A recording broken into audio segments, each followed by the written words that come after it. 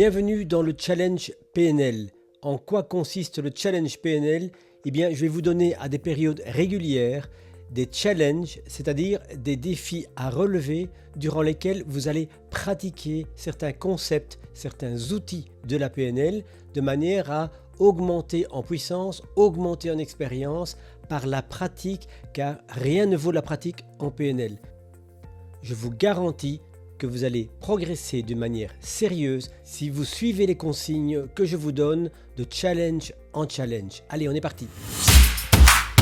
Et nous voilà partis donc pour ce challenge numéro 1. Aujourd'hui, j'ai choisi de vous parler, de vous inviter à pratiquer la calibration et j'ai intitulé ce challenge numéro 1 « Observer comme un pro ».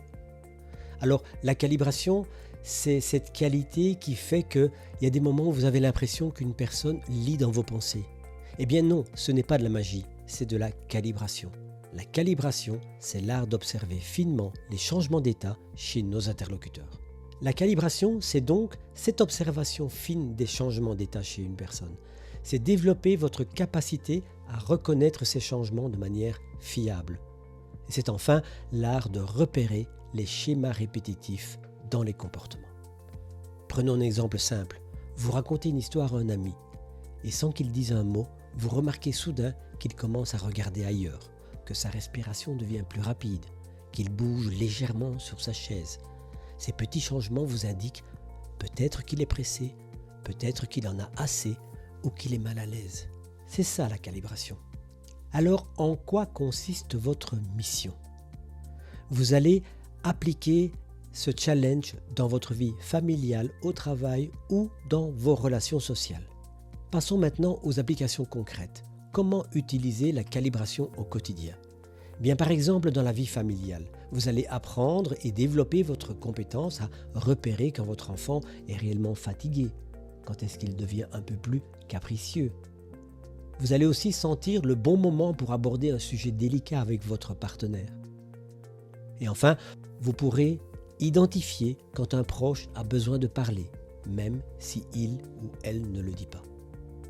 Alors au travail, au travail, vous allez évaluer l'intérêt réel ou affiché des collègues pendant vos présentations, par exemple. Vous allez aussi apprendre à détecter le bon moment pour faire une demande à votre responsable. Ou alors, lors d'une réunion, vous allez apprendre à détecter les non-dits. Et enfin, dans vos relations sociales, vous allez détecter, identifier quand est-ce qu'il vaut mieux changer de sujet dans une conversation. Soit parce que vous mettez les gens mal à l'aise, soit parce que vous les ennuyez. Vous allez aussi apprendre à identifier quand quelqu'un est mal à l'aise mais n'ose pas le dire. Et enfin, vous allez créer des liens nettement plus authentiques en étant tout simplement plus attentif aux autres. En fait, la calibration, c'est comme apprendre une nouvelle langue, la langue non verbale des émotions et des états internes. Et comme pour toute langue, la pratique est la clé. Commencez doucement, avec une personne, dans un contexte à la fois. Vous verrez, avec un peu d'entraînement, vos relations deviendront plus fluides, plus profondes, plus authentiques. Allez, à vous de jouer maintenant. Alors, comment procéder ? Commencez de manière simple. Choisissez une personne de votre entourage et observez comment elle est quand elle est détendue, comment elle est quand elle est stressée, quels sont les signes qui ne trompent pas. Notez ces observations et avec le temps, vous créerez votre propre dictionnaire des états de vos proches. Enfin, je ne peux que vous inviter à partager sur le groupe Facebook PNListe ce que vous avez observé, ce qui vous a surpris, quelles sont les difficultés que vous avez rencontrées. Et voilà, à vous de jouer, bonne pratique, seule la pratique compte dans ce genre de procédé d'apprentissage. Et si ça vous dit, devenez membre de l'atelier PNL car je vais publier une mini-formation histoire de réviser vos notions ou bien de les découvrir si vous n'avez pas encore suivi de formation. C'est ouvert à tout le monde. Je vous invite donc à accomplir ce challenge, de le faire à fond et de ne faire que celui-là. Et comme je l'ai déjà dit, de rapporter en commentaire sur le groupe Facebook PNListe ce que vous avez observé, vos difficultés, etc. Ça va stimuler les autres et vous verrez, vous n'êtes pas seul à avoir les mêmes challenges. Et voilà, c'est tout pour les consignes de ce challenge.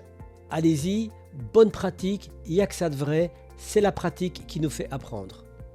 Je rappelle aussi que ce challenge PNL, comme tous les autres, est organisé par l'Atelier PNL, une communauté de praticiens, de PNListes qui veulent développer leur passion, développer leur expertise. Si vous voulez nous encourager à continuer ce genre d'initiative, devenez membre de l'Atelier PNL, atelierpnl.eu.